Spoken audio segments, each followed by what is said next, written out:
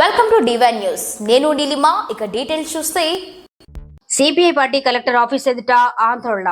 CPI party ఉమ్మడి రంగారెడ్డి జిల్లా committee ఆధ్వర్యంలో జిల్లా కలెక్టర్ కార్యాలయం దగ్గర చేవెళ్లలోని 75 సర్వే నంబర్లు భూమికి సంబంధించి గత 3 సంవత్సరాలుగా పట్టా సర్టిఫికెట్ల కోసం గుడిసెవాసుల పక్షాన వారికి పట్టా సర్టిఫికెట్ ఇవ్వాలని, శంకరంపల్లి మండలంలోని గతంలో ఇచ్చిన సర్టిఫికెట్ల పట్టాలు వారికి పొజిషన్ చూపెట్టాలని, శంకరంపల్లిలోని మోకిలా తాండాలో గిరిజనులకు జరుగుతున్న వారికి ఇస్తామని, మోకిలా తాండా సర్వే నంబర్ 96 ల్యాండ్ పుల్లింగ్ అధికారుల చేతివాటం వల్ల మాకు రావాల్సిన పట్టాలు స్థానంలో ఇతరులకు ఇవ్వటంలో శంకరంపల్లి మండల రెవెన్యూ అధికారులు అక్రమాలకు పాల్పడుతున్నారని, వారిపైన తక్షణమే విచారణ జరపాలని ఈ సందర్భంగా కలెక్టర్ కార్యాలయం దగ్గర మోకిలా తాండావాసులు, సిపిఐ నియోజకవర్గ నాయకులు ఈ సందర్భంలో నినాదాలు చేశారు. ఈ కార్యక్రమంలో సిపిఐ జిల్లా కార్యదర్శి పాలమాకుల జంగన్న, సిపిఐ రాష్ట్ర కౌన్సిల్ సభ్యులు పర్వతాలు పుస్తకాల నరసింహరావు, సిపిఐ తెలంగాణ రైతు సంఘం రాష్ట్ర ఉపాధ్యక్షుడు ప్రభులింగం, చేవెళ్ల మండల కార్యదర్శి సత్తిరెడ్డి, శంకరంపల్లి కార్యదర్శి పి సుధీర్, మొయినాబాద్ కార్యదర్శి సీను, బీకేఎంయు జిల్లా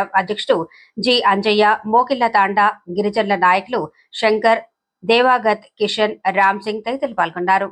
ఈ 2 డిమాండ్లతో పాటు కొనగంట తాండాకు సంబంధించిన గిరిజన రైతులు వాళ్ళకు ఉమ్మడి ఆంధ్రప్రదేశ్ లో పంట పాస్బుక్లు ఉన్నాయి, అన్ని డాక్యుమెంట్స్ ఉన్నాయి. అట్లాగే వాళ్ళే పొజిషన్ లో ఉన్నారు.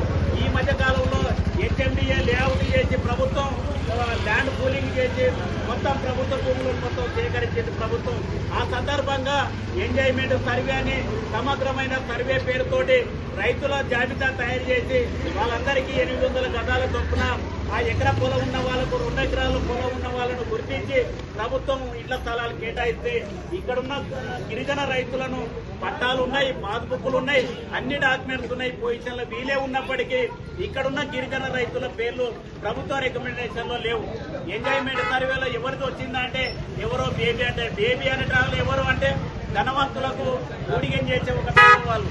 అంటే ఇక్కడున్న రెవెన్యూ యంత్రాంగం ఎంఆర్ఓ వీళ్ళందరూ కూడా డబ్బులకో లేదంటే రాజకీయ ఒత్తిడికో తలొచ్చి ఈరోజు పేదవాళ్లను ఆ జాబితాలో తీసేసి ధనవంతుల పేర్లు రాసి ఈరోజు ఆ స్థలాలందరూ కూడా వాళ్ళకి అప్పచెప్పే పనికి ఈ రెవెన్యూ యంత్రాంగం చూస్తున్నది.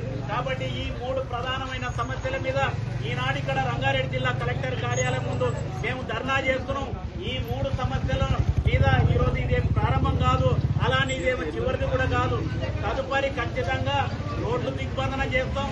ఇండ్ల ప్రభుత్వం ఇచ్చింది.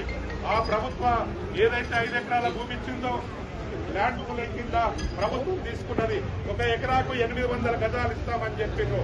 కానీ ఆ పేదలకు అన్యాయం చేసి అక్కడ ఉన్నటువంటి కొంతమంది భూస్వాములకు మరి రియల్ ఎస్టేట్ దందా చేసుకునే వాళ్లకు ఆ 5 ఎకరాల భూమి ఏదైతే ఎకరాకు 800 గజాలు ఇస్తామని చెప్పిండ్రో అది వేరే వాళ్ళకి ఇచ్చి ఆ రైతులకు, గిరిజన రైతులకు అన్యాయం చేస్తా ఉన్నాడు ఎంఆర్ఓ గారు. కాబట్టి తక్షణమే అవినీతి పాల్పడుతున్నటువంటి ఆ ఎంఆర్ఓ గారి మీద చర్యలు తీసుకోవాలని చెప్పి ఈ సందర్భంగా ప్రభుత్వాన్ని, కలెక్టర్ గారికి విజ్ఞప్తి చేస్తా ఉన్నాం.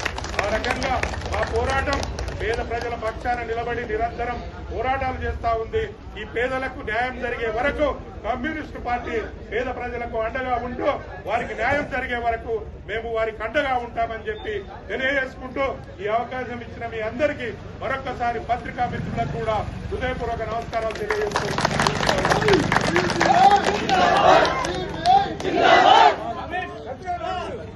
జిల్లా కార్యదర్శి జంగన్న గారు మరి అనేక విషయాలు చెప్పినందుకు. మీకు ఈ వీడియో నచ్చినట్లయితే లైక్ చేయండి, షేర్ చేయండి. ముందుగా కింద ఉన్న సబ్స్క్రైబ్ బటన్ పై క్లిక్ చేయండి. ఎల్లప్పుడూ అప్డేట్ సమాచారాన్ని పొందండి.